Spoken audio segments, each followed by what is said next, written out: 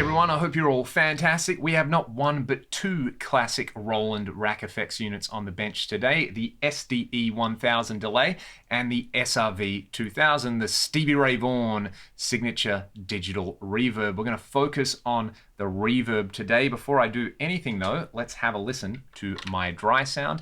It's the Axe-Fx 3 Brit JM45 model with a bunch of compression.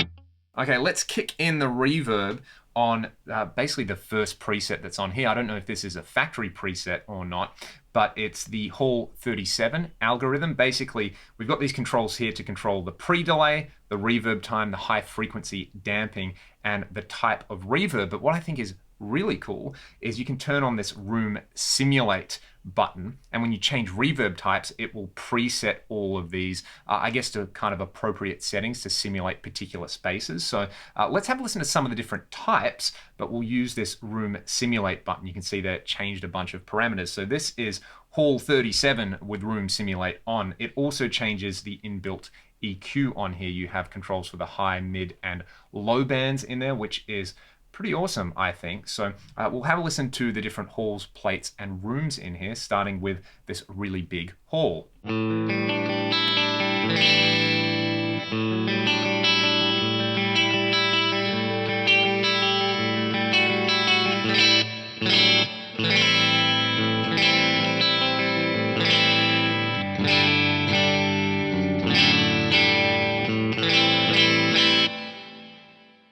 It's kind of a nice big bright hall in there. We've got PB, which is a type of plate. Let's have a listen to that.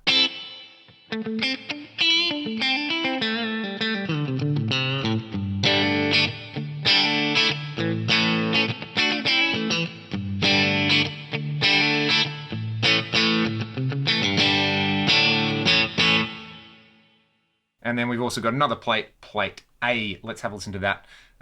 In comparison to plate B, I'll go between them.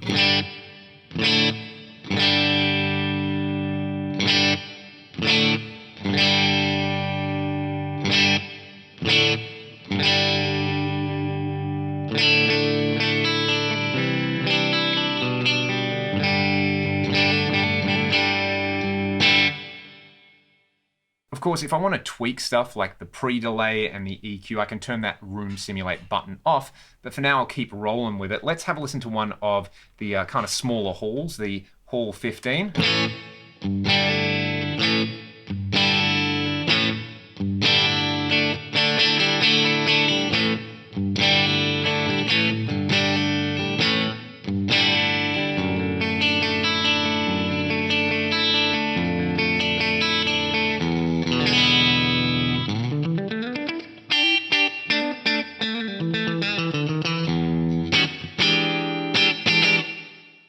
Pretty sweet right there. Let's check out some rooms. I'll go for maybe the room 26.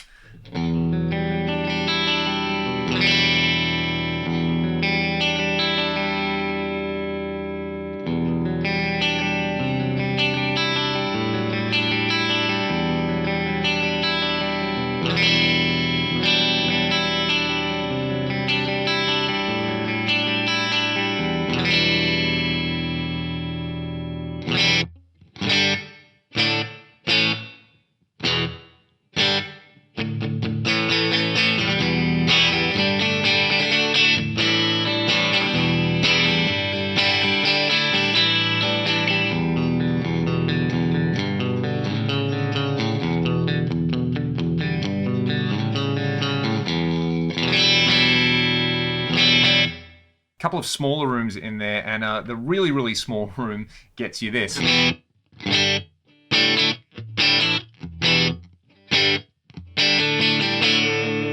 Let's have a listen to the really small room with some distortion right now, some utter filth, and then I'll play around with some of the other sounds I liked in there. I really like that Hall 15, and I really like that plate A, so we'll just kind of scroll up through some of these. Then we'll hear the non-lin verbs, then we'll add some of the SDE in.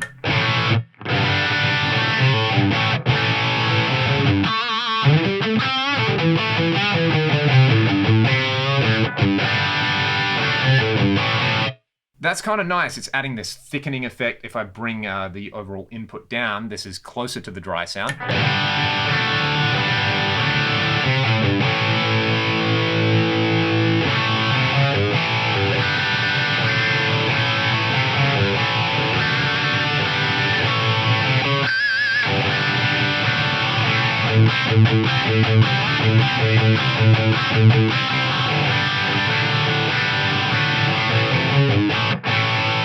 That's pretty sweet. I like that. Let's go over to, maybe let's try this slightly bigger room. We'll try room 15. So there's 1.2 or 1.3 seconds of reverb with a little bit of pre-delay.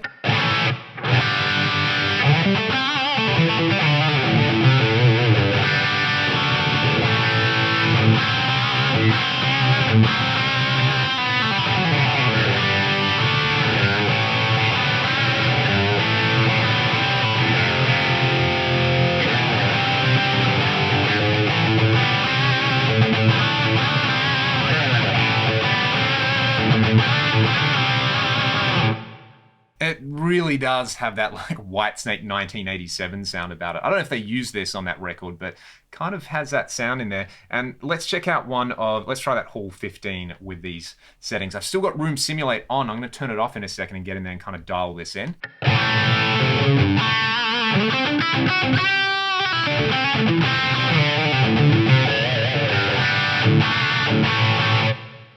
Yeah, that's rad. Okay, Room Simulate off. What if I wanted a bit more reverb time on there and I wanted a longer pre-delay? Let's go for 2.5 seconds for kind of a lead thing. Maybe 30 milliseconds of pre-delay just to kind of put some space around the reverb. I'm going to bring the high frequency damping up and I'm going to go to the EQ now and let's bring out even more low end from the reverb and even more high end in there. So I'll also bring the high cut down to like 4K or something, so it's quite a dark reverb. Let's make sure our camera battery is not running out like it just happened then, and then actually have a listen to this. So what was I doing? I wanted around a 4K high cut on my reverb. Now we can hear it. It's going to be a lot darker, but also there's a longer reverb time and longer pre-delay on there, so it should be nice for some lead stuff.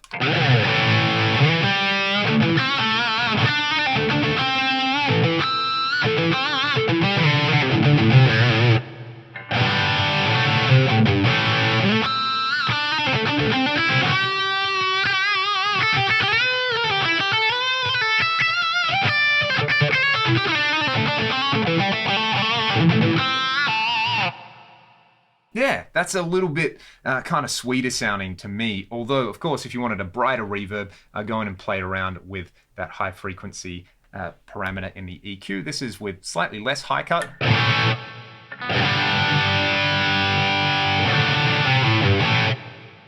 I would probably keep it around -6. And then the low cut is a really big one. I like to bring the low cut frequency as high as it will go and pull a lot of it out. You know, you probably don't need a whole lot of low end energy from a reverb in a guitar sound. On other instruments, that's a different story. But for guitar, I think it sounds way better.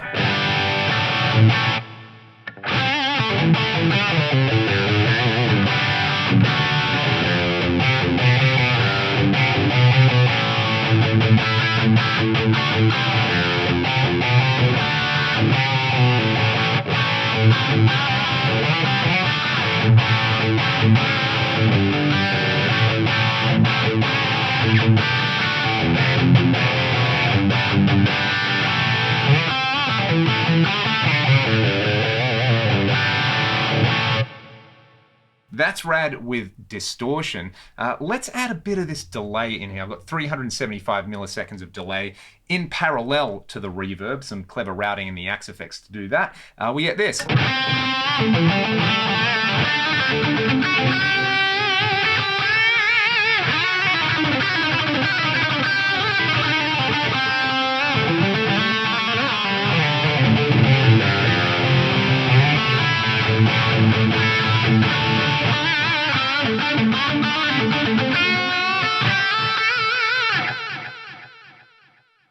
That's such a killer combo. I love that. I love that a lot. So that's with my favorite delay setting on one of my favorite delays ever. Let's just bring that out because I want to have a listen to the non-linear reverb mode in here. Now we've got pre-delay reverb time and the gate time. I'm going to bring the gate time down just a little bit, maybe to like 150 or something like that. We'll bring the reverb time down to about 2. We'll leave everything else where it is. I kind of like this gated sound. We'll hear it on a clean sound first and then on a distorted sound.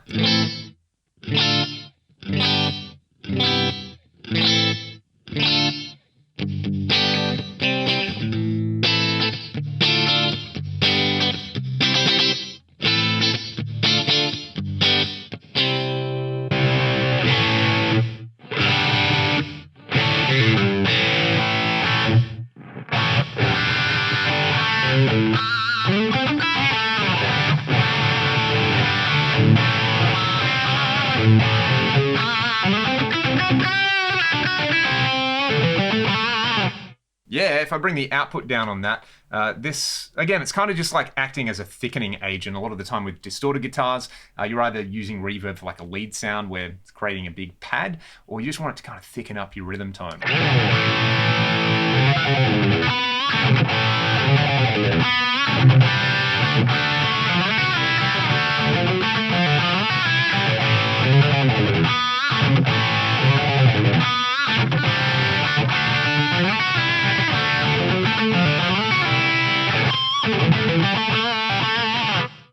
Yeah, all right, that's the gated mode. That maybe with some delay would be pretty sweet as well for some lead stuff. I won't turn the delay level all the way up, but we'll get this.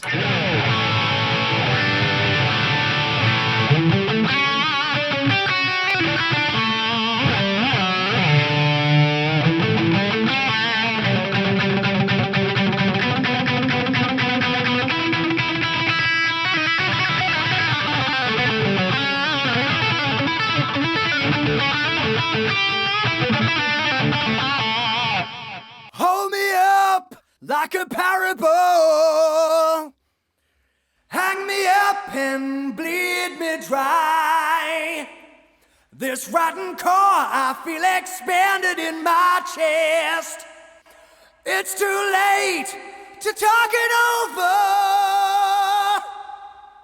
I think it's important to remember that this stuff, the digital revolution was expensive when a lot of these units came out. I think I figured out like the SRV 2000 in today's American dollars, it would be like, you know, $3,000 or $4,000 US in today's money, depending on which list price. I went off a review I saw from 1985, where it was like £1,300, and I think it worked out to be something around there. So by no means cheap, but even though it kind of seems limited compared to stuff we have today, I always say this about this old stuff. You can get it cheap now, and it has character, which is wonderful. So to kind of finish off, what I want to do is I want to combine the reverb and the delay in series, and I want just like a really, really big hall in here. This does have like an infinite reverb feature. I don't have a foot switch hooked up to do that. So let's go back to reverb. Let's go to like the biggest possible hall over here, and we'll crank the reverb time up to, I don't know, how far can it go? Can we get 10 seconds out of this? We'll do 10 seconds with like a huge pre-delay. We can do more than 10 seconds. We'll do 70 milliseconds or something. I'll kind of leave everything where it is. And then I'm going to run this really nice modulated delay into it. 70 milliseconds. What are we doing next? Let's do the time times 2 on the Roland, and I'll just bring the depth up on here, and I'll play you all out with some lovely reverberated, modulated delays on everything. Thank you so much for checking out the video. As always, if you've got any comments or questions, or you want to share your experiences, whichever one it is, with these pieces of gear, please let me know in the comments. If you want to support the channel, there's links to my Patreon and the music that I make. Have a great day. I'll see you all real soon.